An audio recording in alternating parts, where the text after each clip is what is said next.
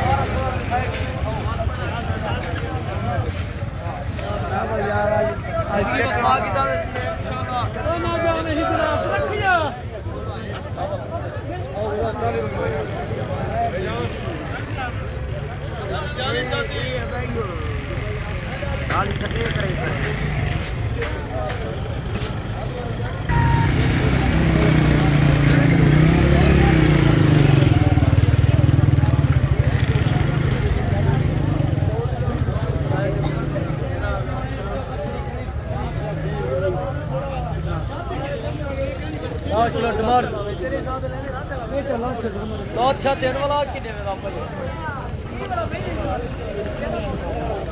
पंद्रह मंडी है ना भैया